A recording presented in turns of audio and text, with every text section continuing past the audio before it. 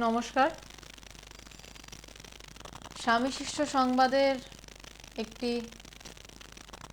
বিশেষ অধ্যায় নিয়ে আজকে লাইভ শুরু করছি ইন্ডিয়ান মঙ্কস ফেসবুক পেজে। আশা করছি আমার আওয়াজ সবাই পরিষ্কার শুনতে পাচ্ছেন। আর যদি আওয়াজ শুনতে কোনো রকম সমস্যা হয়ে থাকে, আমার আওয়াজ শুনতে যদি কোনো সমস্যা হয়, তো অতি অবশ্যই একবার কমেন্ট করে জানাবেন, বা আওয়াজ যদি ঠিকও থাকে তাহলেও একবার কমেন্ট করে জানাবেন। আজকে খুব গুরুত্বপূর্ণ অধ্যায় বলছি, তার কারণ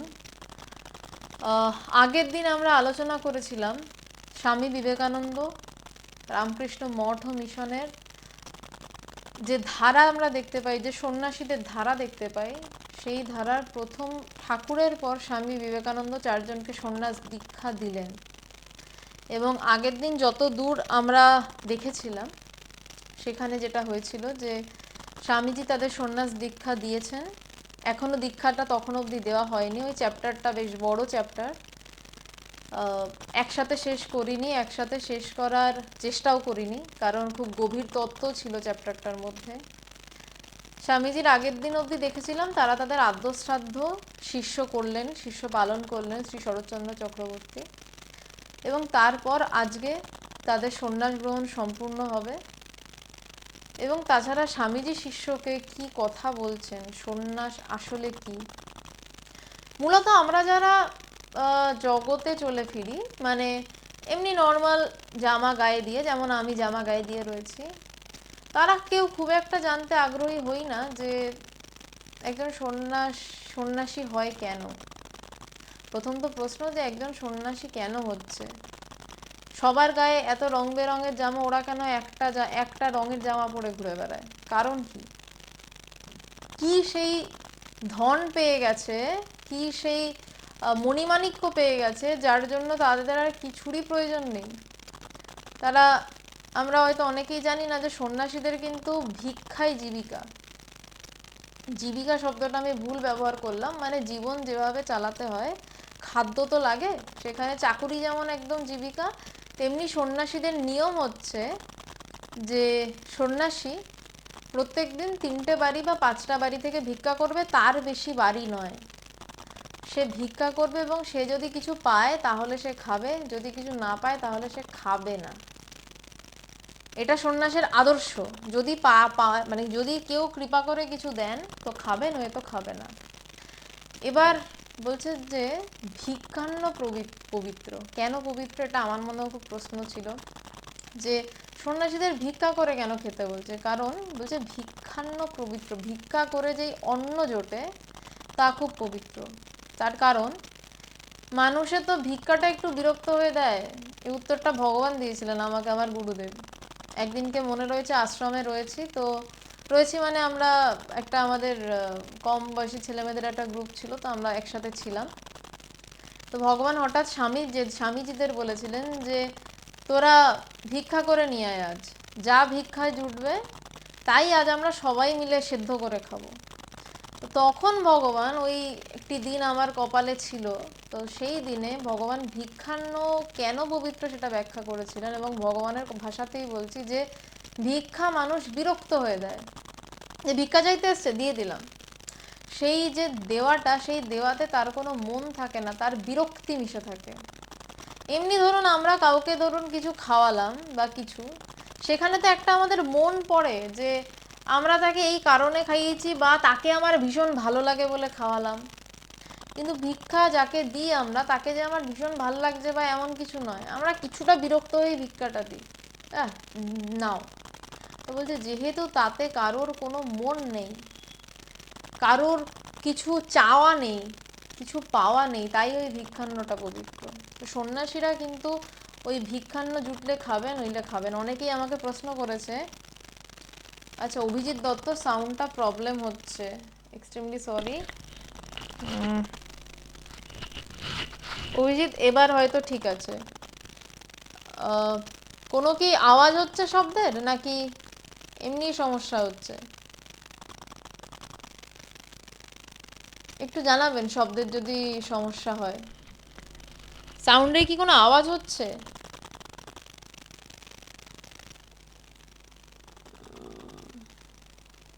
যাই হোক, আমি এগোচ্ছি, যদি আওয়াজ হয় মানে সাউন্ডের সমস্যাটা হয় তাহলে জানাবেন।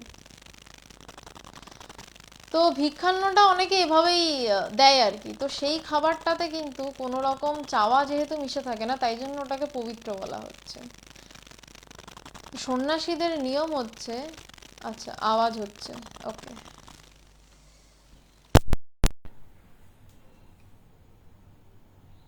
Just 1 minute please.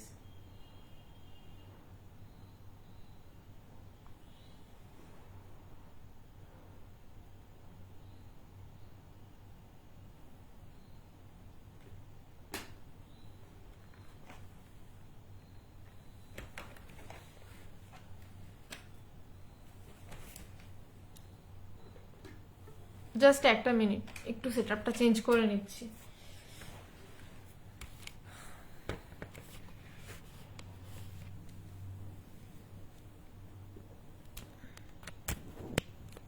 আচ্ছা, এইবারেও কি আওয়াজটা হচ্ছে? আশা করি নয়, আশা করি এবার আর আওয়াজের সমস্যাটা হবে না। তাও যদি হয় তো একটু জানান, কারণ আওয়াজ হলে শুনতেও সমস্যা, বলতেও সমস্যা। ঠিক আছে, থ্যাংক ইউ পূজা। তো সন্ন্যাসীদের এই জন্য ভিক্ষান্নটা পবিত্র। আবার এদিকে দেখা যায় যে যারা সন্ন্যাসী হচ্ছে তাদেরকে মহা সমারোহে মহারাজ বলে ডাকা হয়। এ আবার কি কথা? যাদের কিছু নেই, হাতে কিছু নেই, একটাই কাপড়, এক রঙের কাপড় পরে ঘুরে বেড়াচ্ছে, মহারাজ তাদেরকে? হ্যাঁ, মহারাজ ডাকা হয়। কিন্তু কেন ডাকা হয় মহারাজ, এইটা নিয়ে কিন্তু আমরা চিন্তা করি না। কারণ তাদের কাছে আসল ওই মানিকটা রয়েছে। রাজার 7টা ভাণ্ডারেও জানি, রাজার 7টা ভাণ্ডারে প্রচুর মাণিক্য থাকতে পারে, কিন্তু রাজার মাথায় প্রচুর চিন্তা। কিন্তু একজন সন্ন্যাসী যে ঠিক ঠিক ব্রহ্ম বিজ্ঞানী সন্ন্যাসী, তার কাছে এমন মণিমাণিক্য রাখা রয়েছে, এমন কিছু জিনিস রাখা রয়েছে যেটা তার অন্তরের সম্পদ, যেটা তাকে পাহারা দিতে হয় না, যেটা কেউ নিয়ে চলে যাবে এমন ভয় নেই। রাজাদের তো ভয় থাকে, সম্পত্তি মানেই কিন্তু ভয়, সাথে ভয় জুড়ে গেল। কিন্তু সন্ন্যাসীদের কাছে এমন সম্পত্তি রয়েছে যে সে নিজেকে টের পায়, সে নিজেকে বোধ করে, তার আর দ্বিতীয় কিছুর প্রয়োজনই হয় না। বলছে তার কাছে সেই সম্পত্তি রাখা। সন্ন্যাসীদেরকে অ্যাকচুয়ালি বলা হয় যে নিঃশব্দ বিপ্লবী। তার কারণ একজন সন্ন্যাসী রাস্তা দিয়ে হেঁটে গেল, আপনি একবার হলেও ঘুরে তাকাতে বাধ্য, হয় বলবেন ভণ্ড, নয় বলবেন দারুণ। কিন্তু চিন্তার মোড় ফেরাতে আপনাকে বাধ্য করে। একবার হলেও ভালোভাবে বা মন্দভাবে ঈশ্বর চিন্তায় আপনার চিন্তাকে আনাবেই আনাবে সন্ন্যাসীরা। এবং সন্ন্যাসীরা, এটা তো সত্য, সমস্ত কিছু ছেড়ে, ঘর ছেড়ে, নিজের বাবা মা সব কিছু ছেড়ে যায় তার একটাই কারণ, যাতে সে ঈশ্বরকে নিয়ে থাকতে পারে। সে কতটা জগতের হিত করতে পারলো, কতজনকে ঈশ্বরের দিকে ঠেলে দিতে পারলো তো পরের কথা। তার প্রথম কথা হচ্ছে সে যেন ঈশ্বরকে নিয়ে পুরোপুরিভাবে থাকতে পারে, সেই জন্য সে যায়। তো যাকে নিয়ে একটু থাকতে পারলেই অনেক মঙ্গল, আর যারা তাকে নিয়ে পুরো থাকে তাদের তো একটা কিছু ব্যাপার আছেই। আমার বাবাকে একদিনকে আমি বলেছিলাম, আমার বাবা ভারত সেবাশ্রম সংঘে পড়তেন, মানে ওখানে থেকে পড়াশোনা করতেন ছোটবেলায়। তো বাবার সাথে একদিন তর্কাতর্কি হচ্ছে। তো বাবা একদিন বলছিলেন যে মহারাজরা যখন মঠে গীতা পাঠ করতেন খুব ভাল লাগতো। তখন বাবাকে বলেছিলাম, বাবা তোমার যদি একটু গীতা পাঠে তোমার এত ভালো লাগে, তাহলে যদি সেই গীতাটা নিয়ে সারা জীবন কাটানো যায়, তোমার সারাটা জীবন কত সুন্দর হতে পারে, তুমি ভেবে দেখেছো? অ্যাকচুয়ালি এটা কিন্তু কেউ ভাবে না। সবাই ভাবে একটুখানি ঈশ্বর ঈশ্বর চিন্তা করি ভালো আছি, কিন্তু একবার ভেবে দেখুন তো, যারা সারাটাক্ষণ ঈশ্বরকে নিয়ে পড়ে আছে, সেই সন্ন্যাসীরা, ইয়ার্কি মারতে তো বিশাল বিশাল ইঞ্জিনিয়ার, ডাক্তার, কেউ হ্যাঁ, ইউটিউবে হচ্ছে না আমি জানি, কারণ ইউটিউবে অসুবিধা হচ্ছিল তাই বন্ধ করে দিতে বাধ্য হলাম। তো বিশাল বিশাল সাধু সন্ন্যাসী যারা, তাদের অনেকেই ডাক্তার, ইঞ্জিনিয়ার বা অনেক কিছু, বা কেউ যদি কিছু নয় সে তো জগতে বেশ টাকা পয়সা কামিয়ে নিজের মতন থাকতে পারতো, কিন্তু করেনি। তার কারণ তাদের প্রায়োরিটি অন্য। তাদের চিন্তা ভাবনা অন্য। তো সেই সন্ন্যাসীদেরকে নিয়ে তারা কি কেন কেন ছেড়ে বেরিয়ে এলেন, তাদের গায়ের ওই ড্রেসটার রং গেরুয়াই বা কেন, এত কিছু নিয়ে হয়তো আমরা কোনোদিনই চিন্তা করিনি। আমি চেষ্টা করব সেই কথাগুলোর আজকে কিছু কিছু উত্তর দেওয়ার। কারণ আজকে তার সাথে বৈরাগ্য নিয়েও কিছু কথা স্বামী বিবেকানন্দ শরৎচন্দ্র চক্রবর্তীকে বলছেন, চেষ্টা করব সেইগুলো আমার সাধ্য মতন এক্সপ্লেন করার। যেভাবে স্বামী শিষ্য সংবাদ বইটি এগোচ্ছে, আমার ব্যাখ্যাও সেই রকমভাবে এগোচ্ছে। তো আগের দিন ছিল সন্ন্যাস গ্রহণের দিন, আর আজকে তাদের সন্ন্যাস গ্রহণ সম্পন্ন হয়ে ত্যাগ নিয়ে স্বামীজি তাদের ব্যাখ্যা করছেন। প্রথমে বলে রাখি যে সন্ন্যাসীদের গায়ে যে গেরুয়া ড্রেসটা আপনারা দেখতে পান, সেই রংটা অ্যাকচুয়ালি হওয়া হচ্ছে যে এইভাবে রংটা এসছে যে সন্ন্যাসী মানে তার গায়ে যখন সাদা জামা থাকবে, পথের ধুলায় ধুলায়, পথের ধুলার রংটা তো একটু গেরুয়া গেরুয়া হয়, সেই পথের ধুলোতে ধুলোতে সেই রং বদলে গেরুয়া হবে। এমনি যে গেরুয়া রং করা হয় সেটা তো এখন করা হয়, কিন্তু আসল নিয়ম হচ্ছে যে সাদা ড্রেস পথের ধুলোতে গেরুয়া হবে। তাই জন্য সন্ন্যাসের জামার রং গেরুয়া, এইটা একটা শাস্ত্রমতে এক রকমের নিয়ম। আর এক রকম হচ্ছে গেরুয়া ত্যাগের প্রতীক। এবং আমার যেটা মনে হয় বিভিন্ন জায়গায় বিভিন্ন মত তো রয়েছে, এবং ত্যাগের প্রতীক এই কারণেই হয়তো বলা হয় যারা সব ছেড়ে বেরিয়ে রাস্তার ধুলোতে নিজের গায়ের জামা সাদা থেকে গেরুয়া রং করবে তারাই তো ত্যাগী হবে। তাই জন্য হয়তো আর এক অর্থে গেরুয়া ত্যাগের প্রতীক। বা সন্ন্যাস আশ্রম কটা, এবার সেটা আমরা স্বামী শিষ্য সংবাদে ঢুকছি, স্বামী শিষ্য সংবাদ থেকে পাঠ করছি এবং যতটা পারবো চেষ্টা করব, যতটা এক্সপ্লেন করা সম্ভব। শিষ্য স্বামীজিকে জিজ্ঞাসা করছেন, একদম প্রথম আগের দিনে অল্প একটু থেকে আসছি। শিষ্য মহাশয়, সন্ন্যাস গ্রহণ করিলেই কি সিদ্ধি লাভ হয়? আগের দিনের কথা অল্প একটু বলছি। স্বামীজি বারবার করে শিষ্যকে বলছিলেন যে সন্ন্যাস ছাড়া ব্রহ্মজ্ঞান সম্ভব নয়। তাই শিষ্য প্রশ্নটা করলো যে সন্ন্যাস গ্রহণ করলেই সিদ্ধি লাভ হবে, এটা কি নিশ্চিত? তখন স্বামীজি উত্তর দিচ্ছেন যে সিদ্ধ হয় কি না হয় পরের কথা, এইগুলো আগের দিন গেছি, তাই জাস্ট একটা রিডিং পড়ে আমি এর পরের পার্টে ঢুকছি। সিদ্ধ হয় কি না হয় পরের কথা, তুই যতক্ষণ না এই ভীষণ সংসারের গণ্ডি থেকে বেরিয়ে পড়তে পারছিস, যতক্ষণ না বাসনার দাসত্ব ছাড়তে পারছিস, ততক্ষণ তোর ভক্তি বা মুক্তি কিছুই লাভ হবে না। ব্রহ্মজ্ঞের কাছে সিদ্ধি ঋদ্ধি অতি তুচ্ছ কথা। সিদ্ধ হয় কি না হয় তো পরের কথা, হবি কি না হবি তো পরের কথা। আগে দেখ তুই কি বেরিয়ে পড়তে পারছিস। সন্ন্যাসী মানে জ্ঞান লাভ মানে কিন্তু সমস্ত কিছু কেটে কেটে কেটে কেটে বেরোনো। সমস্ত কিছু মানে কি বাইরের কিছু কি কাটার থাকে না, বলছে আমার ভিতরে নিজেকে নিজেকে মারা, নিজেকে মারতে লাগে। আমার শরীরটা আমি বলে বরাবর জানি, বলছে সেটাকে ছেড়ে কি বেরোনো গেছে। আমার মন যেটা সবসময় আমাকে পরিচালনা করছে, বলছে এই মনটা আমি নই। তারপর বলছে আমার বুদ্ধি সারাক্ষণ আমাকে পরিচালনা করছে যে এটা কর, এটা করো না, এটা করো না, বলছে ওই বুদ্ধিটাও আমি নই। চিত্ত যে সবার পিছনে বসে সমস্ত কিছু পরিচালনা করছে, মন বুদ্ধি চিত্ত। তারপর অহংকার একদম শেষে গিয়ে যে ক্রমাগত আমি আমি ভাব উঠছে, সবসময় উঠছে আমি আমি, বলছে সেটাকে আগে কাটানো গেছে। বলছে যে এইগুলো যদি কাটানো যায় তারপর তো সিদ্ধের কথা, বলছে সিদ্ধ তো অতি পরের কথা। বলছে তার আগে এই বাইরের যে সংসার বলে আমরা যেটাকে কল্পনা করে রেখেছি, বা বাইরের সংসারটাকে ভীষণ সিরিয়াসলি আমরা সাজিয়ে রেখেছি, বলছে সেই সংসারটা ছেড়ে আগে বেরোতে পারছিস কিনা দেখ, তারপর নিজেকে মারতে যাবি। মানে আগে কিন্তু অন্যকে মারতে হয়। কারোর সাথে যখন যুদ্ধ লাগলো, যুদ্ধটা লেগে গেছে, আগে প্রথমে কিন্তু অন্যকে মারতে হবে, তারপর নিজেকে মারার প্রশ্ন। বলছে আগে দেখ তুই কি সংসারের গণ্ডি ছেড়ে বেরোতে পারলি, সম্ভব? বলছে যতক্ষণ না বাসনার দাসত্ব ছাড়তে পারছিস। সন্ন্যাসীরা তো অ্যাটলিস্ট এই সংসারের গণ্ডিটা থেকে বেরিয়ে যায়, তাদের বাসনা ইচ্ছার দাসত্বটা ছেড়ে বেরিয়ে যায়। বলছে আগে সেটুকু কি পারছিস, তারপর নয় মন বুদ্ধি চিত্ত অহংকার শেষ হয়ে সিদ্ধির কথা পরে আসবে। শিষ্য মহাশয়, সন্ন্যাসের কোনরূপ কালাকাল বা প্রকারভেদ আছে কি? স্বামীজি, সন্ন্যাস ধর্ম সাধনের কালাকাল নাই। শ্রুতি বলছেন ইয়াদেহরে বা বিরজেত তদহরে বা প্রব্রজেত, যখনই বৈরাগ্যের উদয় হবে তখনই প্রব্রজ্জা করবে। এই অবধি আগের দিন পড়েছিলাম। বলছেন যে সন্ন্যাসের বিশেষ কাল আছে, সময় আছে, যে এই সময় তুমি সন্ন্যাসটা নেবে। বলছে না, শ্রুতি কি বলছে, ইয়াদ হরে বা বিরজেত তদ হরে বা প্রব্রজ্জেত, বলছে যখনই মনে বৈরাগ্যের উদয় হবে তখনই তুমি প্রব্রজ্জা নেবে, মানে তখনই বেরিয়ে যাবে। কিন্তু কি হতে হবে, মনে ঠিক ঠিক করে বৈরাগ্যের উদয় হতে হবে।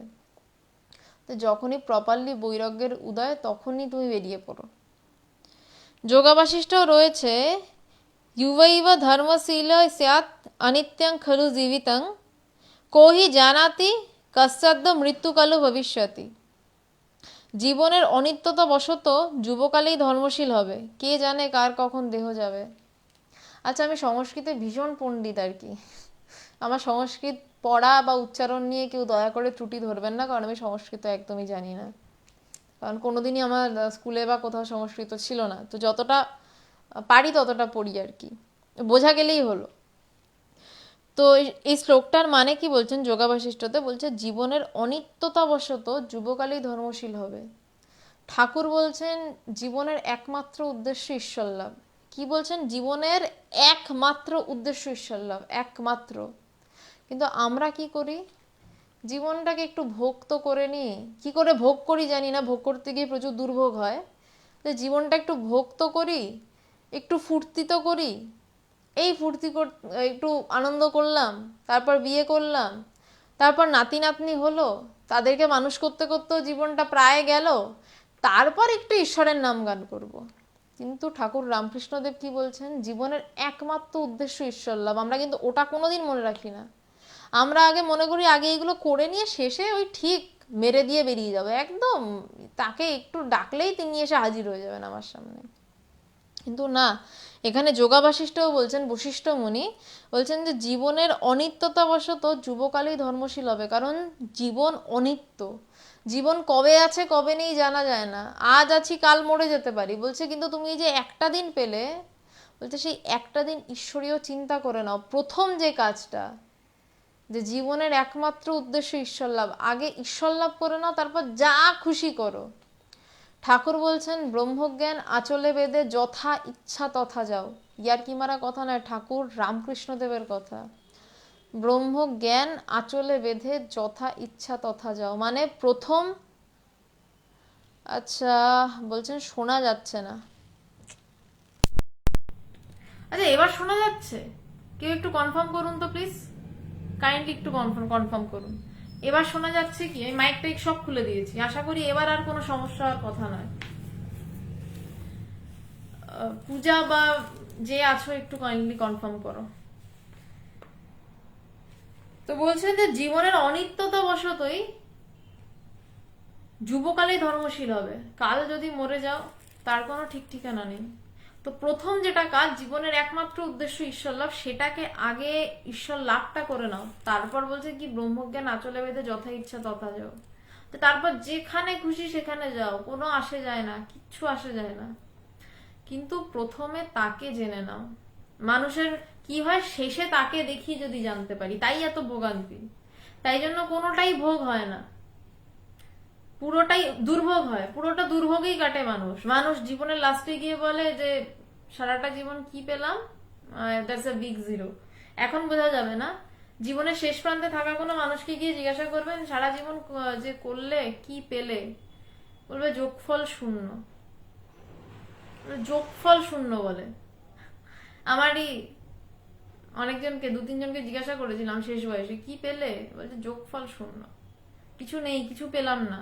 কিন্তু কিছু পেয়েছি, মানে কিছু পেয়েছি না, কবে বলা যাবে যে আমি সব পেয়েছি, আমার আর কিচ্ছু লাগে না, আমার আর কিছু প্রয়োজন নেই, এটা কখন বলা যায়?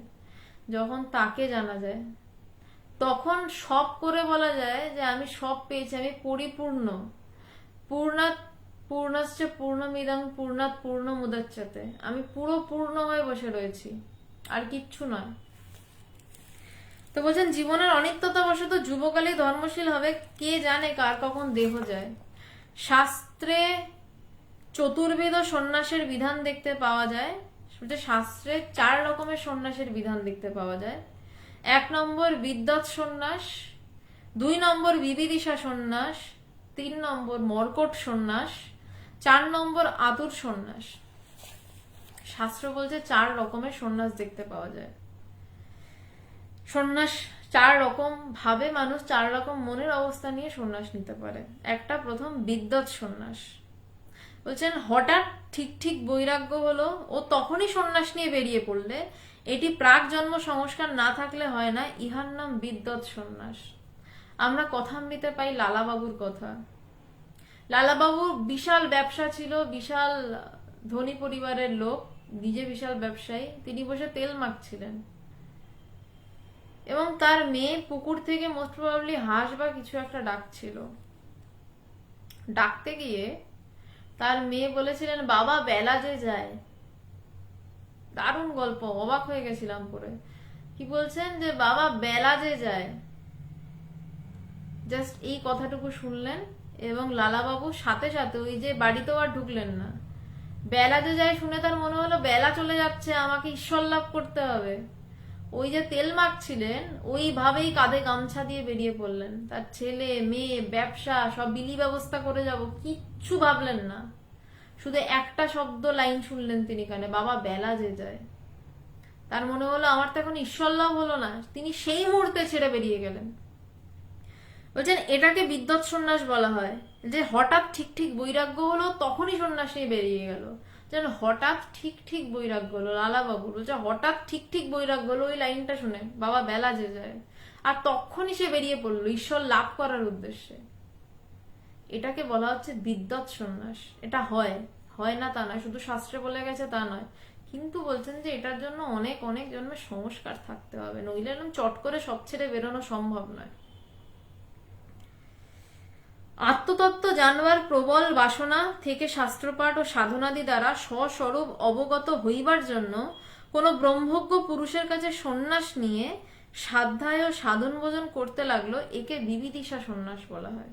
স্বামীজি শিষ্যকে, শ্রী শরৎচন্দ্র চক্রবর্তীকে সমস্ত কিছু বলছে, মানে এই সন্ন্যাসগুলোর কথায় আলাদা আলাদা করে বলছেন। দেন বিবিদিশা সন্ন্যাস কি? একটা তো হলো একদম একটা কিছু শুনলো, তার বৈরাগ্য হলো, সে বেরিয়ে পড়লো।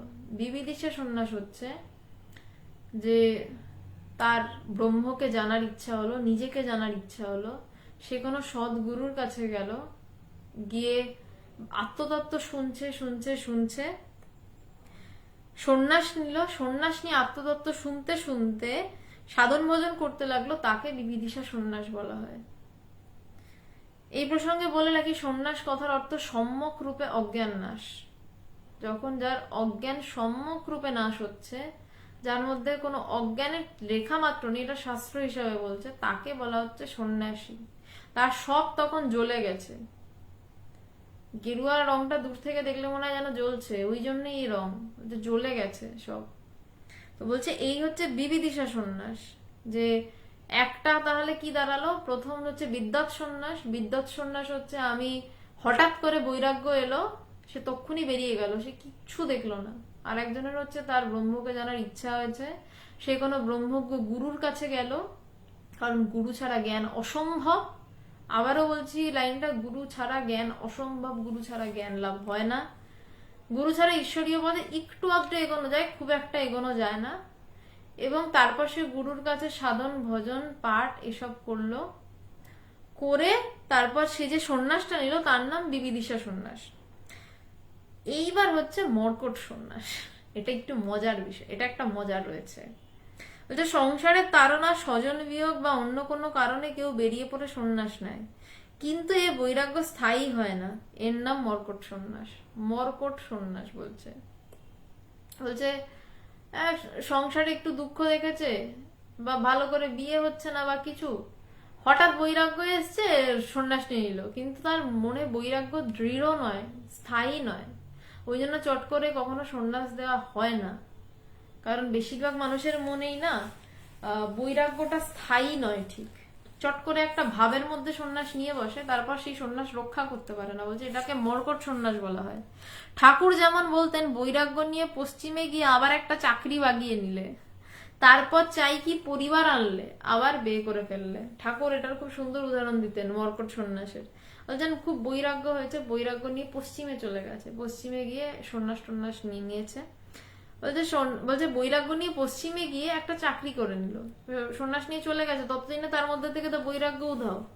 সেখানে গিয়ে একটা চাকরি বাগিয়ে নিলে, মানে একটা চাকরি জোগাড় করলো, তারপর চাই কি একটা বিয়েও করে ফেললো।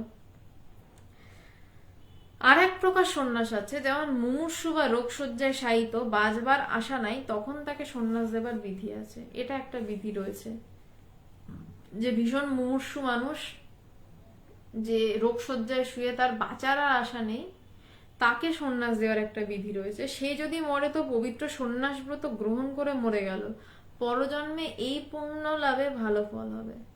এটা পরজন্মের কথা চিন্তা করি, হিন্দু ধর্মে পরজন্ম মানা হয়, এই পরজন্মের কথা চিন্তা করে এইটা করা হয়।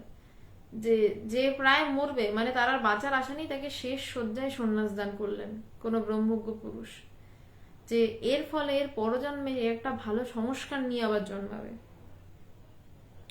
আর যদি বেঁচে যায় তো আর গৃহে না গিয়ে ব্রহ্মজ্ঞান লাভের চেষ্টায় সন্ন্যাসী হয়ে কাল যাপন করবে। তোর কাকাকে শিবানন্দ স্বামী আতুর সন্ন্যাস দিয়েছিল। শিবানন্দজি স্বামীজিদেরই এক গুরু ভাই সম্ভবত। তোর কাকাকে বলতে আমার মনে হয় সেই শিষ্যেরই কাকার কথা বলছে। তোর কাকাকে শিবানন্দ স্বামী আতুর সন্ন্যাস দিয়েছিল, সে মরে গেল, কিন্তু ওই রূপে সন্ন্যাস গ্রহণে তার উচ্চ জন্ম হবে। বলছে সে মরে গেল, কিন্তু যেহেতু ওই রূপে সন্ন্যাস গ্রহণ হয়েছে, শেষ যে মারা গেছে সন্ন্যাস ব্রত নিয়ে, তার উচ্চ জন্ম হবে। সন্ন্যাস না নিলে কিন্তু আত্মজ্ঞান লাভের আর উপায়ন্তর নাই। মহাশয়, গৃহীদের তবে উপায়, সুকৃতিবশত কোনো না কোনো জন্মে তাদের বৈরাগ্য হবে, বৈরাগ্য এলেই হয়ে গেল। জন্ম মৃত্যু প্রহেলিকার পারে যাওয়ার আর দেরি হয় না। তবে সকল নিয়মেরই দু একটা এক্সেপশন আছে। ঠিক ঠিক গৃহীর ধর্ম পালন করেও দু একটা মুক্ত পুরুষ হতে দেখা যায়, যেমন আমাদের মধ্যে নাগ মহাশয়।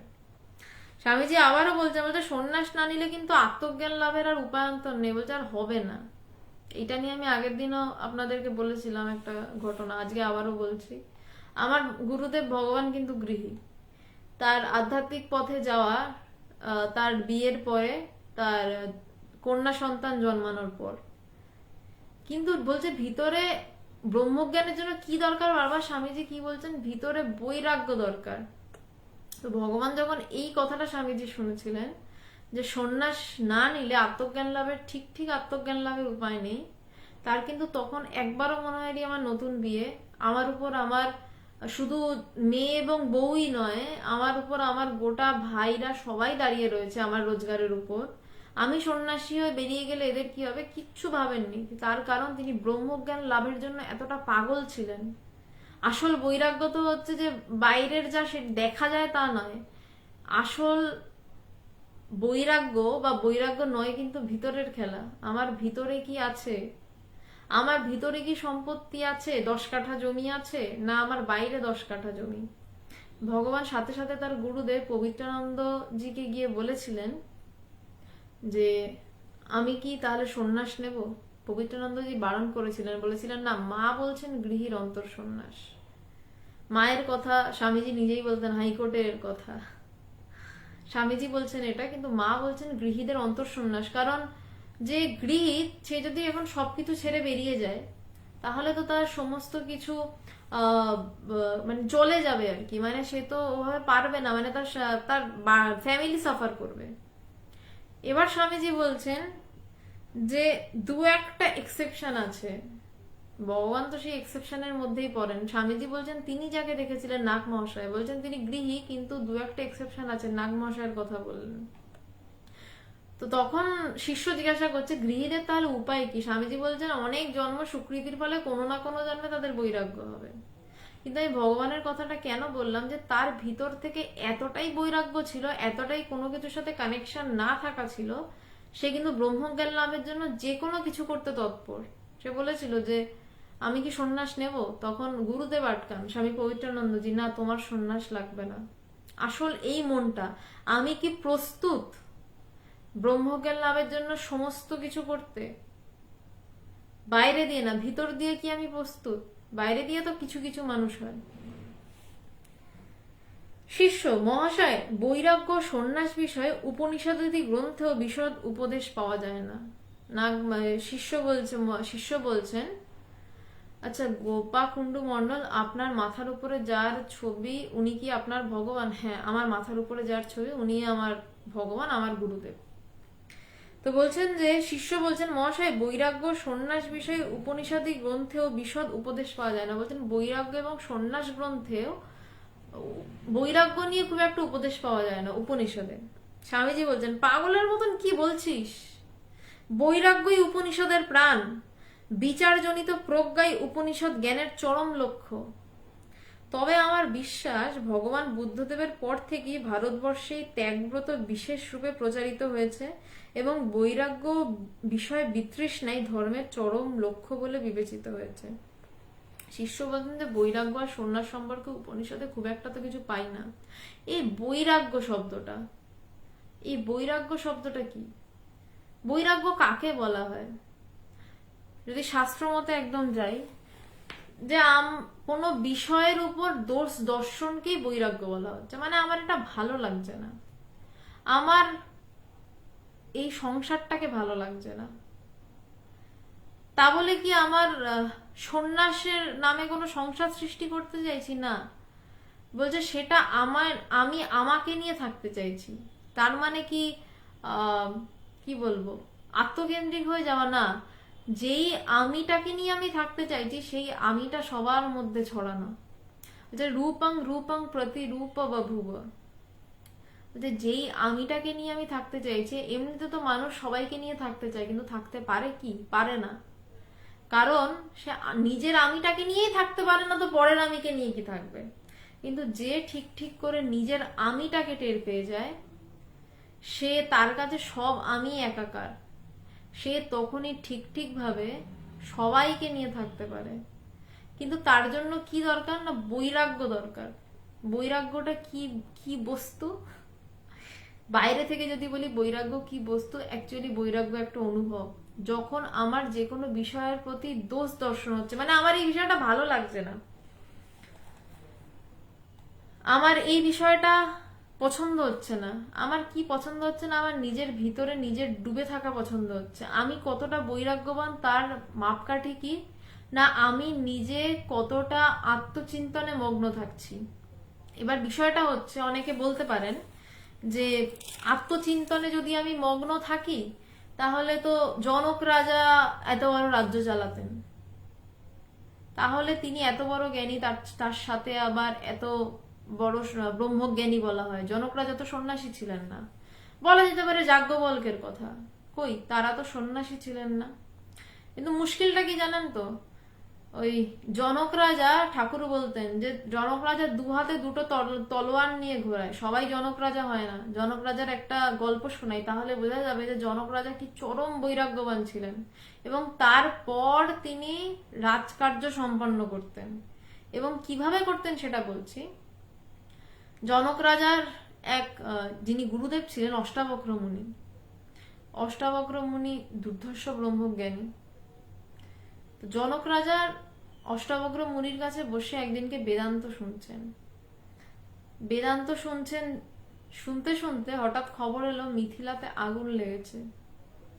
মিথিলা নগরী, তার জায়গা, তার রাজপ্রাসাদ ওখানে, তার সব আত্মীয়রা ওখানে, তার মেয়েরা বউয়েরা ওখানে এসে রাজাকে খবর দিচ্ছে মিথিলায় আগুন লেগেছে। কথাটা জাগতিকভাবে শুনলে খুব গায়ে লাগবে, আমারও লেগেছিল প্রথম প্রথম। তারপর বুঝেছি যে না, কেন বলছেন এরকম কথা। জনক রাজার সাথে সাথে উত্তর দিলেন, মিথিলা পুড়ছে তো আমার কি? আমি এখানে গুরুর কাছে বসে ব্রহ্মজ্ঞানের কথা শুনছি।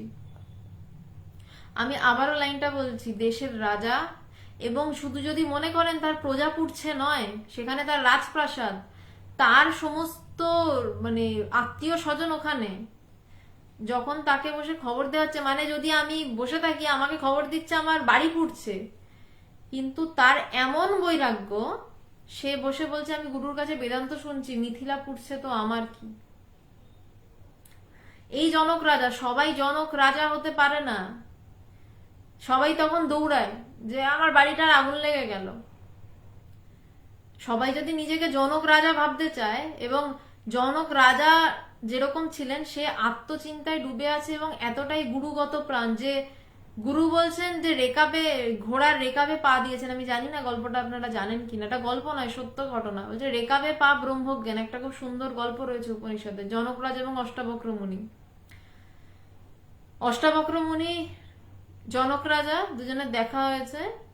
অষ্টাবক্র মুনির কাছে জনক রাজা বলেছেন আপনি আমার ব্রহ্মজ্ঞান দিতে পারবেন? বলছেন হ্যাঁ পারবো। তো অষ্টাবক্র মুনি বলছেন আমার গুরু দক্ষিণা কি? বলছেন আমার সব আপনার, আমার দেহ মন প্রাণ সব আপনার। একজন রাজা বলছেন। তো অষ্টাবক্র মুনি বলছেন ঠিক আছে। বলে ঘোড়ার রেকাব থাকে তো, একটা রেকাবে পা দিয়ে ওদিকে পাটা ফেলতে হয়। তো জনক রাজা একটা রেকাবে পা দিয়েছেন। সেই অবস্থায় হঠাৎ অষ্টাবক্র মুনি বলেছেন দাঁড়াও, আমি আসছি। একটা রেকাবে পা দেওয়া, আর একটা পা মাটিতে। জনক রাজাকে অষ্টাবক্র মুনি বললেন দাঁড়াও, আমি আসছি। জনক রাজা চুপ করে ওইভাবে দাঁড়িয়ে রয়েছেন। প্রায় দিন শেষের পর অষ্টাবক্র মুনি ফিরে দেখছেন জনক রাজা এক পা রেকাবে দিয়ে দাঁড়িয়ে। তো বলছেন এটা কি, তুমি পা নামাওনি, তুমি এভাবে দাঁড়িয়ে আছো?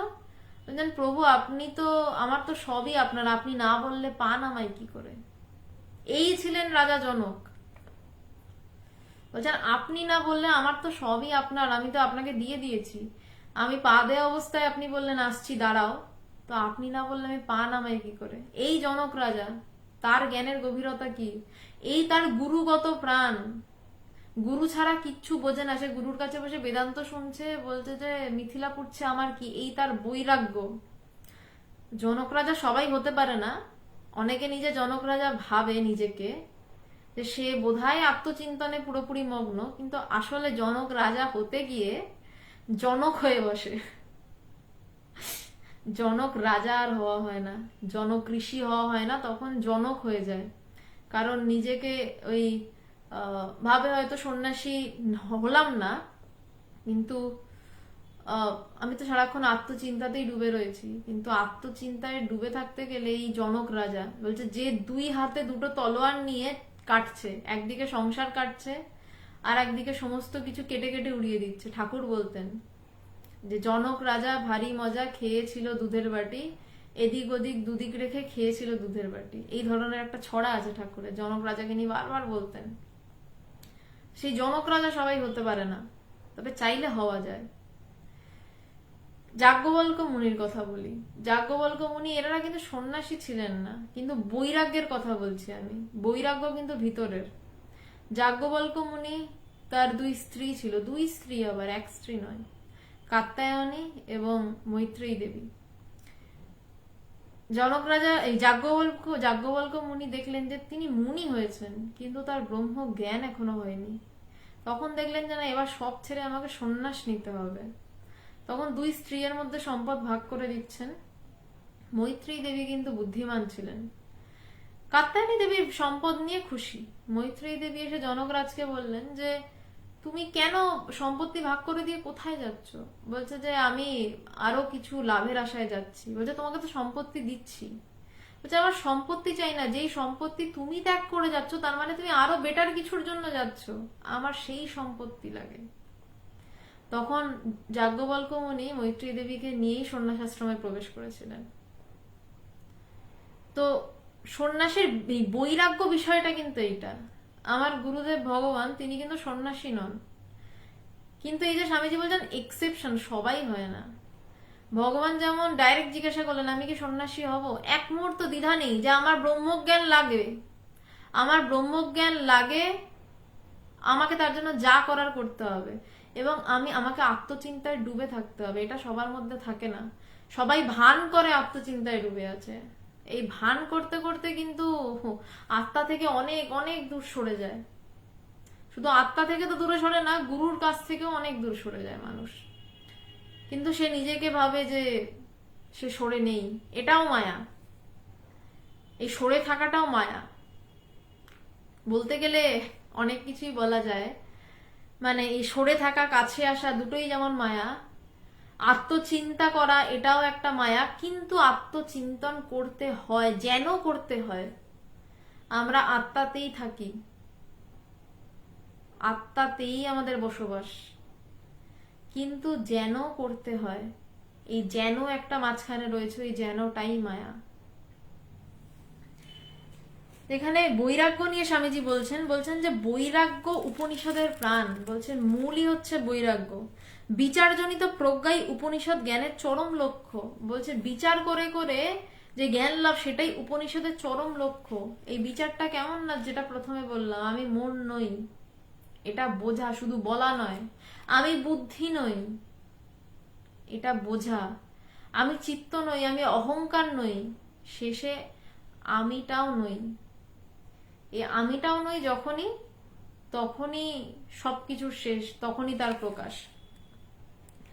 তবে আমার বিশ্বাস ভগবান বুদ্ধদেবের পর থেকেই ভারতবর্ষে ত্যাগব্রত বিশেষ রূপে প্রচারিত হয়েছে এবং বৈরাগ্য বিষয় বিতৃষ্ণাই ধর্মের চরম লক্ষ্য হিসাব বলে বিবেচিত হয়েছে। বৌদ্ধ ধর্মের সেই ত্যাগ বৈরাগ্য হিন্দু ধর্ম নিজের ভিতরে অ্যাবজর্ব করে নিয়েছে। ভগবান বুদ্ধের ন্যায় ত্যাগী মহাপুরুষ পৃথিবীতে আর জন্মায়নি। যার 24 ঘন্টা আত্মচিন্তন থাকবে, ত্যাগ কাকে বলা হচ্ছে? বাইরে আমি মাছ খেলাম না, আমার গুরুদেব ভগবানের একটা দারুণ কথা রয়েছে, বলছে তুমি মাছ খেলে না, তাহলে তো মাছ খেলাম না, আমি মাংস খেলাম না, আমি সারাদিন গঙ্গা স্নান করছি, আমি খালি ফলমূল খাচ্ছি। বলছে ভগবান বলছেন যদি তুমি সারাদিন ফলমূল খাও, মাছ মাংস খেলে না, তাহলে হনুমানরাই ব্রহ্মজ্ঞানী হতে পারতো, বাঁদররাই ব্রহ্মজ্ঞানী হতে পারতো, কারণ ওরা মাছ মাংস খায় না, সারাদিন ফলমূল খেয়ে দিন কাটায়। কিন্তু তা হয় না। যদি গঙ্গা স্নানেই তোমার পবিত্রতা আসতো, তুমি ত্যাগী হতে, তাহলে তো গঙ্গায় যেসব মাছেরা খেলা করে বেলা, এরা ব্রহ্মজ্ঞানী হতো। বিশাল পুণ্য। গঙ্গা ছেড়ে নড়েই না, ওঠেই না গঙ্গা থেকে, আমরা তো ডুব মেরে উঠে আসি, উঠছেই না। তাহলে তারা ব্রহ্মজ্ঞানী হতো, তাহলে তারা ত্যাগী হতো। বলছে না, ত্যাগী সেরকম ভাবে হয় না। ত্যাগী হচ্ছে যে তোমার কতটা বিষয় বিতৃষ্ণা, এবং বিষয় বিতৃষ্ণা কখন আসবে, কখন আসা সম্ভব, যত বেশি আমি নিজের ভিতরে ডুববো বাইরের বিষয় ছেড়ে, তত বেশি আমি আমার নিজের ভিতরটাকে সত্য বলে বোধ করব, এবং তত বেশি বুঝবো যে বাইরে আসলে কিছু নেই। পিসি সরকারের ম্যাজিক দেখেছেন অনেকে। একটা ম্যাজিক রয়েছে যে পিসি সরকার হঠাৎ দেখা যায় দর্শক আসনে চলে এসছেন, এবং দেখা যায় যে ইন্দ্রজাল ম্যাজিকটার নাম যতদূর মনে পড়ছে, প্রচুর লাইটনিং ফাইটনিং থাকে ওই স্টেজের উপরে। আমরা কিন্তু এটা জানি যে ওটা লাইট না, ওই যে কাপটা উঠছে, ওই যে জল দেখা যায় একটা কাপ উঠছে, এটা আসছে ওটা আসছে, আমরা জানি এটা লাইট নেই। আমরা ওরকমই হ্যাঁ হ্যাঁ মানে খেলার ছলে দেখি, হাসতে হাসতে হ্যাঁ দেখছি, হঠাৎ দেখি তারপর পিসি সরকার আমাদের মধ্যে। তো যত বেশি আমরা জানবো যে পিসি সরকার আমাদের মধ্যেই, তখন কিন্তু আমরা ওই লাইট ফাইট দেখি না, তখন আমরা সবাই পিসি সরকারের দিকে তাকিয়ে, দর্শকের সবাই এরকম করে তাকিয়ে থাকে, ও আপনি এখানে। যত বেশি জানবো যে আসল জিনিস ভিতরে, তত বেশি আমরা টের পাবো বাইরে আসলে কিছু নয়। এবং যখন পুরোপুরি এই পিসি সরকারকে দর্শক আসনে দেখা যাবে, তখন পুরো মাথা এরকম ঘুরে যাবে, আর একটুও চোখ স্টেজের দিকে থাকবে না। আমাদের চোখ সবসময় স্টেজের দিকে থাকে, কি হচ্ছে কি হচ্ছে, কিন্তু যখনই আমাদের চোখ ধীরে ধীরে ধীরে ধীরে ভিতরে যায় এবং টের পায় যে আসলে কিছুই নেই বাইরে, সেটার নামই বৈরাগ্য। এবং সেই টের পেয়ে সেটার উপর দাঁড়িয়ে থাকার নামই বৈরাগ্য। এবং যখন আমি টের পাবো বাইরে কিছুই নেই, এবং সত্যি কথা বলতে যদি তখন আমার বিয়ে টিয়ে না হয়, তখন আমার অত বেশি সংসারের কোনো বিষয় না থাকে, চাপ না থাকে, তখন থরি আমি চাইবো এই সংসারের মধ্যে ঘাটাঘাটি করতে। তখন অবভিয়াসলি মানুষ চাইবে যে সব ছেড়ে বেরিয়ে পড়ি, শুধু তাকে নিয়েই দিন কাটাই, আর কিচ্ছু নয়, আর কিচ্ছু করব না, শুধু তাকে নিয়েই দিন কাটাই। থরি তখন মানুষ চাইবে চাকরি করব, যদি টের পায় চাকরিও মিথ্যা, ঠিক ঠিক ভাবে যদি টের পায়। জনক রাজা, যাজ্ঞবল্ক্য মুনি এরা বিয়ে করে ফেলেছিল, তাই এরা বেরিয়ে আসেনি, কিন্তু তারা ভিতরে থেকেই করেছিল। আমার গুরুদেব ভগবান, তার বিয়ে হয়ে গেছিল, তার মেয়ে জন্মে গেছিলেন, তিনি বেরিয়ে আসেননি, তিনি ভিতরেই ছিলেন, সংসারেই ছিলেন। কিন্তু আসলে এরা বৈরাগ্য, চরম বৈরাগ্য এদের মধ্যে।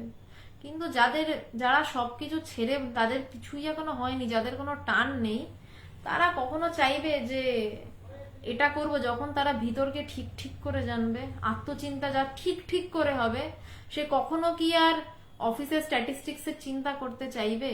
তবে ভয় নেই, এটা সবার হবে না, খুব কচ্ছিত কদাচিৎ দু একজনেরই হবে, এর বেশি হবে না মানুষের। কারণ মহামায়া সবাইকে অ্যালাউ করেন না সব ছেড়ে বেরিয়ে যেতে, মহামায়াই অ্যালাউ করেন না, তার দোষ নেই। মহামায়া তাকে কৃপা করেন না, কাউকে কাউকে মহামায়া কৃপা করে দেন, সেটা তার ব্যাপার, কেন করছেন তিনি জানেন। তো স্বামীজি বলছেন যে ভগবান বুদ্ধের না ত্যাগী মহাপুরুষ পৃথিবীতে আর জন্মায়নি।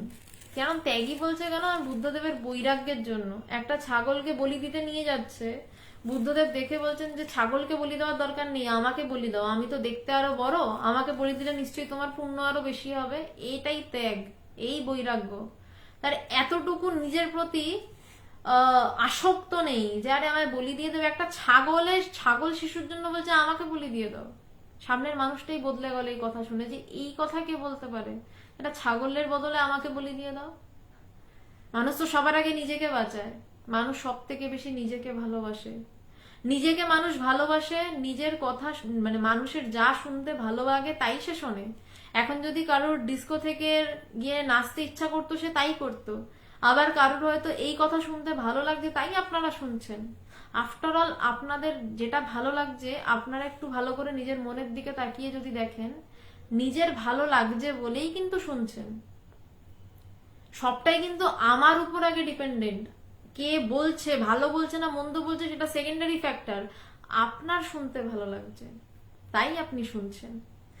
তো সেই যে এখানে আমিটা এত প্রিয়, সেই আমিটাকে একটা ছাগল শিশুর জন্য নিজে বলি দিতে চলে যাচ্ছে বুদ্ধদেব। বলছে এই ত্যাগ, তার ভিতরে এতটুকু আসক্তি নেই। কখন এই ত্যাগ হয় না? প্রত্যেক মুহূর্তে আত্মচিন্তনে মগ্ন থাকলে। নিজেকে নিয়ে ডুবে রয়েছি। তবে কি মহাশয়, বুদ্ধদেবের জন্মাইবার পূর্বে দেশে ত্যাগ বৈরাগ্যের অল্পতা ছিল এবং দেশে সন্ন্যাসী ছিল না? তাকে বললে স্বামীজি উত্তর দিচ্ছেন। শিষ্য বলছে যে বুদ্ধদেবের জন্মানোর আগে কি তাহলে ত্যাগ বৈরাগ্য এই ব্যাপারটা ছিল না? দেশে সন্ন্যাসীও ছিল না?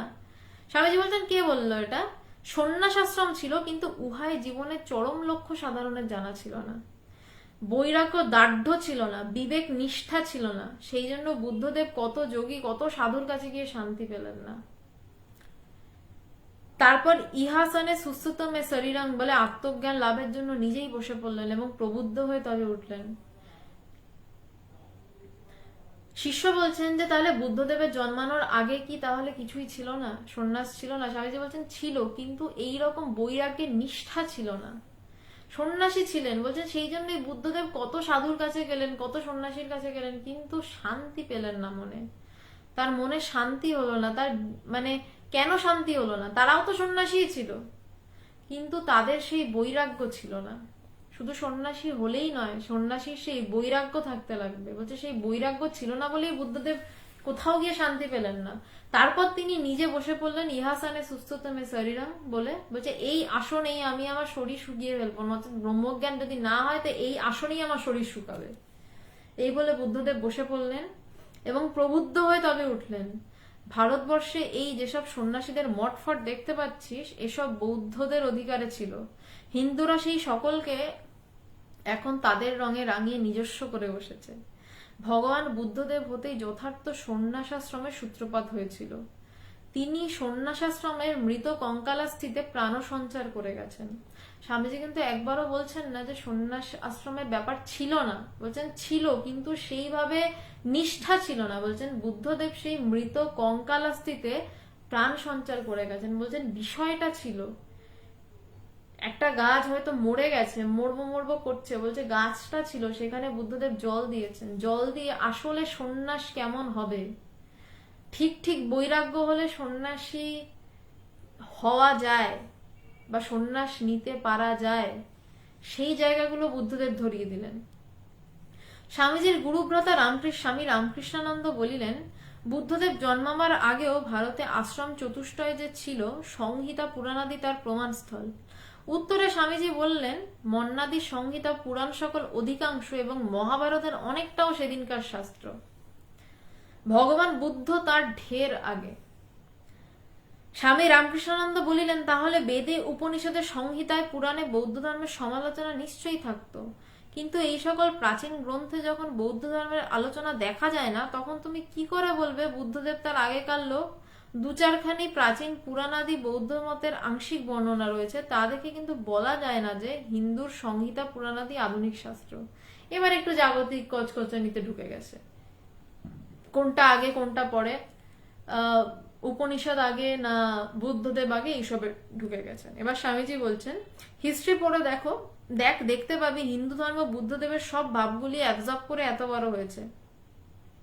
রামকৃষ্ণানন্দজি, আমার বোধ হয় ত্যাগ বৈরাগ্য প্রভৃতি জীবনে ঠিক ঠিক অনুষ্ঠান করে বুদ্ধদেব হিন্দু ধর্মের ভাবগুলি সজীব করে গেছেন মাত্র।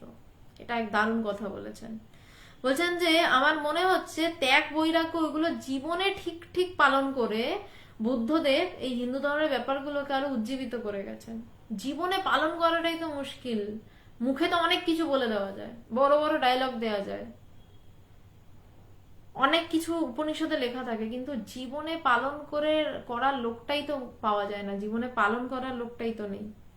তো বলছেন যে স্বামীজি বলছেন ওই কথা কিন্তু প্রমাণ করা যায় না, কারণ বুদ্ধদেব জন্মাবার আগেকার কোনো হিস্ট্রি পাওয়া যায় না। হিস্ট্রিকে অথরিটি বলে মানলে কথা স্বীকার করতে হয় যে পুরাকালের ঘোর অন্ধকারে ভগবান বুদ্ধদেবী একমাত্র জ্ঞানালোক প্রদীপ্ত হয়ে অবস্থান করছেন। এই রূপে পুনরায় সন্ন্যাসের প্রসঙ্গ চলিতে লাগিল। স্বামীজি বলিলেন, সন্ন্যাসের অরিজিন যেখানেই হোক না কেন, মানব জন্মের গোল হচ্ছে এই ত্যাগ ব্রতাবলম্বনে ব্রহ্মজ্ঞ হওয়া। যে বলছে সন্ন্যাসের যেখানে উৎপত্তি হোক না কেন, এবার আবার তত্ত্বে ফিরে এলেন স্বামীজি, বলছেন যাই হোক না কেন, সন্ন্যাসের শুরু যে করা থাকুক না কেন, আসল হচ্ছে এই সন্ন্যাস ব্রত অবলম্বন করে ব্রহ্মজ্ঞ হওয়া। ব্রহ্মজ্ঞ এমনিও হওয়া যায়, সন্ন্যাসী হওয়া ছাড়াও ব্রহ্মজ্ঞ হওয়া যায়। সন্ন্যাসীটা একটা kind of way of life, সেটা ঠিকই, কিন্তু সবার তো আর সেই রকম গুরু কপালে জোটে না, সবার তো আর সেই রকম অবস্থা নেই। তো তাই বলছেন যে এই ব্রত অবলম্বন যখন করছো, যখন তুমি এমনি জাগতিক সমস্ত বাউন্ডেশন থেকে বেরিয়ে আসছো, তখন তোমার জীবনে ঈশ্বর ছাড়া দ্বিতীয় কিছু চিন্তার বিষয়ই রইল না। তখন তুমি এই ত্যাগ ব্রত অবলম্বনের চেষ্টা করে করে শুধুমাত্র আমিকে খুঁজে খুঁজে ব্রহ্মজ্ঞ হও, নিজেকে জানো। সন্ন্যাস গ্রহণই হচ্ছে পরম পুরুষার্থ। যাদের বৈরাগ্য উপস্থিত হয়ে সংসারে বিতরাগ হয়েছে তারাই ধন্য। যাদের বৈরাগ্য উপস্থিত হয়ে সংসারে বিতরাগ হয়েছে তারাই ধন্য। এটা সত্যি। নিজের দিকে তাকাতে তাকাতে যখন বুঝবো বাইরে আর কিছুই নেই, তখন কে আর চাইবে, যদি কারো সংসার টংসার আগে থেকে না থাকে, সে বাইরে নিয়ে মেতে থাকতে? কে চাইবে? যাদের যাদের উদাহরণ পাওয়া যায় উপনিষদে বেদে, তাদের সবারই বিয়ে হয়ে যাওয়ার পর হয়তো তারা ব্রহ্মজ্ঞানের সন্ধান পেয়েছিলেন, নইলে কারোর বয়ে গেছে ব্রহ্মজ্ঞানের মানে ব্রহ্মজ্ঞানী হওয়ার পরে সংসারের ওই ঘুপচিতে ঢুকতে। সংসারের এই ঘুপচি বললাম, ওই ঘুপচিতে ঢুকতে বয়ে গেছে কারোর, কেউ যদি ঠিক ঠিক ব্রহ্মজ্ঞানী হয়ে গেছে।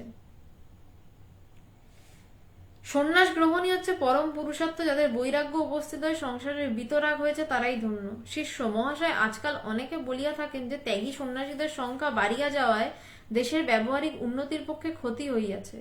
গৃহস্থের মুখাপেক্ষী হইয়া সাধুরা নিষ্কর্ম হইয়া ঘুরিয়া বেড়ান বলিয়া ইহারা বলেন উহারা সমাজ ও স্বদেশের উন্নতিকল্পে কোনরূপ সহকারী হন না। এটা অনেকের বক্তব্য, শুধু শিষ্যের বক্তব্য নয়। আবারও বলছে যে ত্যাগী সন্ন্যাসী বেড়ে যাওয়ার জন্য দেশের ব্যবহারিক উন্নতির জন্য ক্ষতিকর হয়েছে, কারণ তারা চাকরি বাকরি করছে না, শুধু ঈশ্বরের জন্য বসে রয়েছে।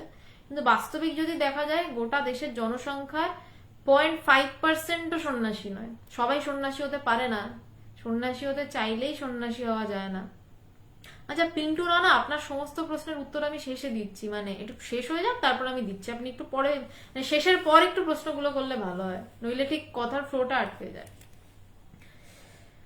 তো বলছেন যে সন্ন্যাস গ্রহণী, বলছেন যে যারা নিষ্কর্ম হইয়া ঘুরিয়া বেড়ান বলিয়া ইহারা বলেন উহারা সমাজ ও স্বদেশের উন্নতি কল্পে কোনরূপ সহকারী হন না। তারা ঘুরে বেড়ান, তাই জন্য তারা সমাজ ও দেশের কোনরূপ উন্নতি করছে না, এটা সাধারণ মানুষ ভেবে থাকে। স্বামীজি বলছেন, লৌকিক বা ব্যবহারিক উন্নতি কথাটার মানেটা কি আগে আমাকে বুঝিয়ে বল দেখি। এই যে সবাই বলে সন্ন্যাসীরা রয়েছে, তারা কি উপকার করছে সমাজে? অনেকে, বেশিরভাগ মানুষই বলে, আমার বাড়ির অনেক লোক বলে। স্বামীজি বলছেন লৌকিক বা ব্যবহারিক উন্নতি কথার মানেটা কি? বলছে এই কথার মানে কি, এটা একটু বুঝিয়ে বলতো আমাকে, যে লৌকিক বা ব্যবহারিক কথার উন্নতি হবে সেটার মানে কি? শিষ্য, পাশ্চাত্য যেমন বিদ্যা সহায়ে দেশে অন্ন বস্ত্রের সংস্থান করিতেছে, বিজ্ঞান সহায়ে দেশে বাণিজ্য শিল্প পোশাক পরিচ্ছদ রেল টেলিগ্রাফ প্রভৃতি নানা বিষয়ের উন্নতি সাধন করিতেছেন, সেরূপ হওয়া। বলছেন যে পাশ্চাত্য দেশে যেমন প্রচুর পড়াশোনা করছে, তারপর ইঞ্জিনিয়ার হলো, কেউ ডাক্তার হলো এবং নতুন নতুন টেকনোলজি আনছে দেশে, বলছে সেটার কথা বলছি। স্বামীজি, মানুষের মধ্যে রজগুণের অভ্যুদয় না হলে এসব হয় কি? সারা ভারতবর্ষ ঘুরে দেখলাম কোথাও রজগুণের বিকাশ নাই, কেবল ঘোর তমগুণী ইতর সাধারণ সকলে পড়ে রয়েছে। কেবল সন্ন্যাসীদের ভিতরেই দেখেছি রজ ও সত্যগুণ রয়েছে। এরাই ভারতের মেরুদণ্ড, যথার্থ সন্ন্যাসী, গৃহীদের উপদেষ্টা। তাদের উপদেশ ও জ্ঞানালোকে পেয়েই পূর্বে অনেক সময় গৃহীরা জীবন সংগ্রামে কৃতকার্য হয়েছেন। সন্ন্যাসীদের বহুমূল্য উপদেশের বিনিময়ে গৃহীরা তাহাদিগকে অন্ন বস্ত্র দেয়। এই আদান প্রদান না থাকলে ভারতবর্ষের লোক এতদিনে আমেরিকার ইন্ডিয়ানদের মতো এক্সটিংক্ট হয়ে যেত। মানে বলছেন এই আদান প্রদান না থাকলে আমেরিকার আদিবাসীদের মতন উজাড় হয়ে যেত। সন্ন্যাসীদের গৃহীরা দুমুঠো খেতে দেয় বলে গৃহীরা এখনো উন্নতির পথে যাচ্ছে। সন্ন্যাসীরা কর্মহীন নয়, তারাই হচ্ছে কর্মের উৎস। উচ্চ আদর্শ সকল তাদের জীবনে বা কার্যে পরিণত করতে দেখে এবং তাদের কাছ থেকে ওই সকল উচ্চ ভাব সকল নিয়ে গৃহীরা কর্মক্ষেত্রে জীবন সংগ্রামে সমর্থ হয়েছে ও হচ্ছে। শিষ্য একটা জাগতিক কথা বলেছিল, সবাই এটাই ভাবে যে সন্ন্যাসীরা থেকে কি লাভ, ওরা তো কোনো উপকারই করছে না। তো স্বামীজি বলছেন উপকার করা কাকে বলে, লৌকিক উপকারটা কি সেটা আগে বল। তো বলছে লৌকিক উপকারটা এরকমই যে পড়াশোনা করলো, করে টেকনোলজির প্রচুর উন্নতি করলো, সে দেশের মানুষের কিছুটা সুযোগ সুবিধা হলো। তো স্বামীজি বলছেন যে সন্ন্যাসীরাই আসল উৎস। বলছে তারা উচ্চ উচ্চ আদর্শ ভিতরে নিয়ে বসে রয়েছে। একটা ধরুন প্রজেক্ট রেডি হলো, সেখানে প্রচুর ভালো ভালো বৈজ্ঞানিকরা রয়েছেন, কিন্তু তাদের মধ্যে আদর্শ নেই, সঠিক চিন্তা নেই। তারপর কি দেখা যাবে, এ টাকা নিয়ে নিল, ও টাকা নিয়ে নিল, সব টাকা নিয়ে সব ছাড়খাড় হয়ে গেল। তো বলছেন যে স্বামীজি বলছেন যে সন্ন্যাসীদের এই আদর্শটাকে যে ধরে বসে রয়েছে, এর বিনিময়ে গৃহীরা তাদের দুমুঠো অন্ন বস্ত্র দিচ্ছে। বলছে এই আদান প্রদান না থাকলে পুরো আমেরিকান আদিবাসীদের মতন জড়ো হয়ে যেত। বলছে এই উচ্চ আদর্শ সকল তাদের জীবনে বা কার্যে পরিণত করতে দেখে তাদের কাছ থেকে ওই আইডিয়া নিয়েই এত বড় হচ্ছে। স্বামীজির জীবনের একটা ঘটনা বলে রাখি। আমি এটা পড়েছি, আমি এটা সত্যতা জানি না, আমি এটা অনেকেই যেমন পড়েছেন তেমনই হয়তো আমি পড়েছি। জামশেদজি টাটা সাথে একবার স্বামীজির জাহাজে দেখা হয়েছিল এবং স্বামীজি জামশেদজি টাটাকে উপদেশ দিয়েছিলেন যে আপনি লোহার ব্যবসা করুন। এবং তারপরে কিন্তু আজকের এত টাটা। আমি জানি না এই তথ্যটি সঠিক কিনা, আমিও ইন্টারনেটের মাধ্যমে পেয়েছিলাম, পড়েছিলাম, আপনারা হয়তো পড়ে থাকবেন। এবং স্বামীজি তো সন্ন্যাসী, এবং আরো অনেক সন্ন্যাসী আমরা এখনো দেখি যাদের উচ্চ আদর্শ নিয়ে তারা স্থির হয়ে রয়েছেন বলে গৃহীরা ওই আদর্শটাকে গ্রহণ করতে পারে। তাই তার বদলে গৃহীরা তাদেরকে দুবেলা দুমুঠো খেতে দিচ্ছে। আর সমাজের সকল লোক সন্ন্যাসী হয়ে যাচ্ছে না, বললাম তো 0.5% লোকও সন্ন্যাসী হয়ে যায়নি। বলছে পবিত্র সন্ন্যাসীদের দেখে গৃহস্থরা পবিত্র ভাব সকল জীবনে পরিণত করছে ও ঠিক ঠিক কর্মতৎপর হচ্ছে। সন্ন্যাসীরা নিজ জীবনে ঈশ্বরার্থে ও জগতের কল্যাণার্থে সর্বস্ব ত্যাগরূপ তত্ত্ব প্রতিফলিত করে গৃহীদের সব বিষয়ে উৎসাহিত করছে, আর বিনিময়ে তারা তাদের দুমুঠো অন্ন দিচ্ছে। সেই অন্ন জন্মাবার প্রবৃত্তি ও ক্ষমতাও আবার সর্বত্যাগী সন্ন্যাসীগণের স্নেহাশীর্বাদেই দেশের লোকেরা বর্ধিত হচ্ছে। না বুঝেই লোকে সন্ন্যাস আশ্রমের নিন্দা করে। অন্য দেশে যাই হোক না কেন, এদেশে কিন্তু সন্ন্যাসীরা হাল ধরে আছে বলেই সংসার সাগরে গৃহস্থদের নৌকা ডুবছে না। এটা দুর্দর্শ কথা বললেন স্বামীজি। বললেন যে সন্ন্যাসীরা আদর্শ নিয়ে দাঁড়িয়ে রয়েছে এবং গৃহীরা সেই আদর্শ থেকে উৎসাহিত হয়ে তার কিছু মাত্র নিচ্ছেন, তার বদলে তারা সন্ন্যাসীদের দুমুঠো অন্ন দিচ্ছেন, খেতে দিচ্ছেন। এবং সেই অন্নটা যে তৈরি হচ্ছে, বলছে ওই যে দুমুঠো অন্ন জন্মাবার প্রবৃত্তি আবার ক্ষমতাও সর্বত্যাগী সন্ন্যাসীদের স্নেহাশীর্বাদেই এদেশের লোকের হচ্ছে। বলছে যে অন্নটা যে তৈরি করবে, সেটা যে মানে অন্ন ফলাবে, বলছে সেটাও সন্ন্যাসীদের আশীর্বাদেই কিন্তু হচ্ছে।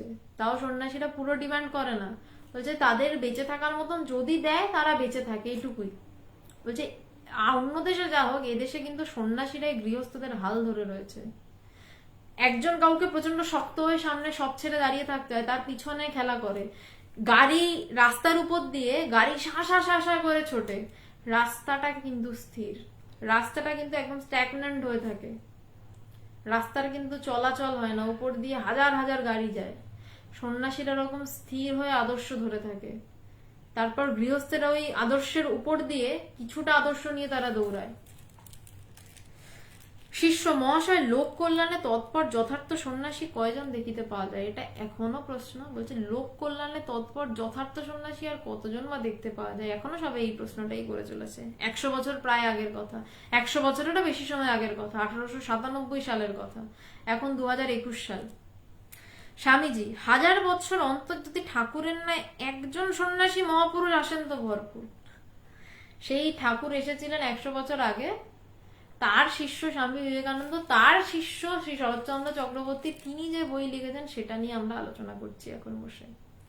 স্বামীজি বলছেন 1000 বছর অন্তর যদি ঠাকুরের ন্যায় একজন সন্ন্যাসী মহাপুরুষ আসেন তো ভরপুর। বলছে 1000 বছর পর যদি একজন আসে তো অনেক সেটা।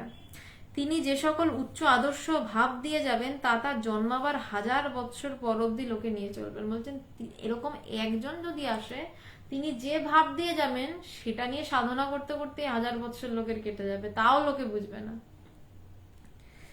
এই সন্ন্যাস আশ্রম দেশে ছিল বলেই তো তার ন্যায় মহাপুরুষেরা এদেশে জন্মগ্রহণ করেছেন। দোষ সব আশ্রমেই আছে, তবে অল্পাধিক। সব আশ্রম বলতে কি বলা হচ্ছে? সন্ন্যাস আশ্রম, সংসার আশ্রম, এই সবগুলোকে প্রাচীন যুগে ভারতবর্ষে আশ্রম হিসেবে বলা হতো। চতুরাশ্রম বর্ণনা করা হতো। একদম ছোট বয়সে এক প্রকার আশ্রম, গুরুগৃহে আশ্রম, বিবাহ জীবন আশ্রম, সন্ন্যাস আশ্রম। বলছে সমস্ত আশ্রমেই দোষ অল্পাধিক রয়েছে। দোষ সত্ত্বেও এতদিন পর্যন্ত যে এই আশ্রম অন্যান্য সকল আশ্রমের শীর্ষ স্থান অধিকার করে দাঁড়িয়ে রয়েছে, তার কারণ কি?